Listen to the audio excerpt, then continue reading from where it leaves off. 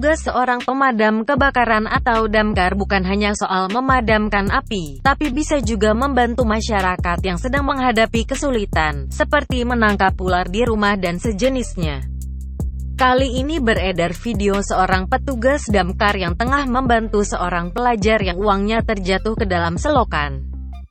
Dilansir dari akun Twitter Pemadam DKI Jakarta, terlihat sebuah video seorang petugas tengah fokus membuka celah gorong-gorong di Jalan Albaido, Kecamatan Cipayung, Jakarta Timur.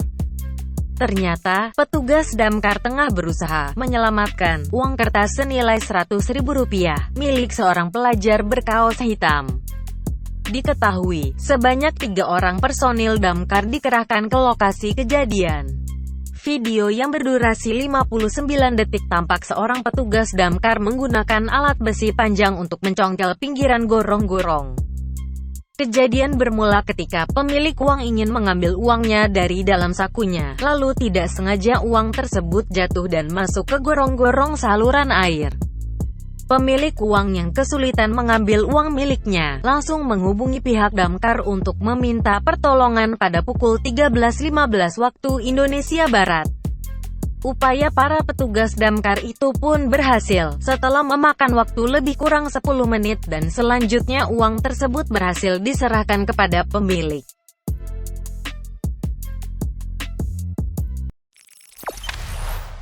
Jangan lupa subscribe, share, komen, dan like ya!